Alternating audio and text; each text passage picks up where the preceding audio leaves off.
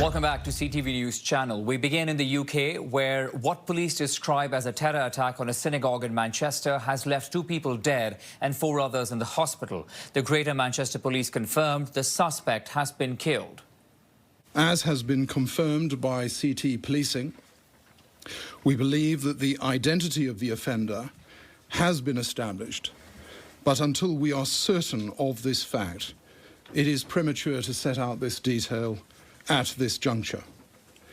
In addition, I can confirm that 2 other individuals have been arrested in connection with this incident. British Prime Minister Keir Starmer arrived on Downing Street for an emergency security cabinet meeting. Earlier today, Starmer said he has taken steps to ensure the safety of Britain's Jewish community. I'm already able to say that additional police assets are being deployed to synagogues across the country, and we will do everything to keep our Jewish community safe. The attack happened on Yom Kippur, the holiest day on the Jewish calendar, when synagogues are particularly busy. The UK counter-terrorism team is now leading the ongoing investigation. Let's now invite Dai Davies, a former divisional commander in the Metropolitan Police. Good afternoon and thanks for your time. This attack has now been declared as a terrorist attack. What are your assessments so far? Well, I think it's early days, but I think it is right that we are treating it as a terrorist attack. And sadly, there are over 434 synagogues in the United Kingdom, most of them in London and some, as we've seen, in Manchester.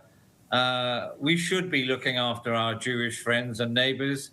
I sometimes think we've forgotten them and we've allowed far too much anti-Jewish, some mistaken Jewish people for the state of Israel and what Israel have been doing in Gaza. But I think from a police point of view, it is right that we look once again at our strategies for protecting our Jewish friends and neighbours, because I think, frankly, speaking for we have been lax in this country ever since the dreadful events of October the 7th. Whatever the rights and wrongs are, the Jewish people in this country should feel safe, and I hear every day they do not. So this government, this police service must step up, and we have to protect them far better and give them the assurance they, as any other citizen, deserve in this country. The Greater Manchester Police has confirmed that the suspect is dead now. How does that really play into the investigations? What's going to happen in terms of that? Well, they've already said, as far as I know, that they've identified this individual, and 2 others very close and addressed close to this location have also been arrested. Quite clearly, there's a major operation now to deal with all aspects of this. Who is he? Who does he represent? Was he acting on his own? Was he acting in a team? What is the intelligence? Did we have intelligence on him?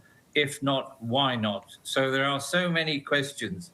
But unfortunately, again, in this country, we are allowing so many people in that we haven't got a clue who they are. So it's not surprising to somebody like me with over half a century of experience in combating terrorism and other related matters, both here and worldwide. You did say that you're hoping that the government will step up. The Prime Minister also spoke earlier today, Keir Starmer, saying that there will be more security provided. What sort of changes do you suspect you will see on the ground, making a difference that something like that perhaps can be avoided again?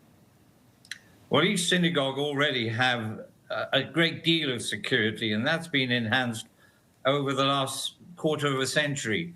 But I think they, in conjunction with various, there are 43 police forces in the country, but as I say, most of the synagogues are in Manchester and in London, particularly in London, where a huge amount are.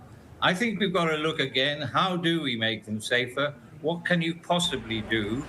But I think there needs to be a change in attitude. We can't condone what people protest about Palestine and Gaza, and people get utterly confused and wrong when they equate that with Jewish. And we've got to stamp out this kind of behavior, this kind of hate, which is permeated and has permeated societies, many in this country. We've got to stop it, and we're not doing that very well at the moment. And quite often, I hate to say that, the police themselves, in my opinion, are allowing people to speak and demonstrate hate against Jewish people. It has to stop.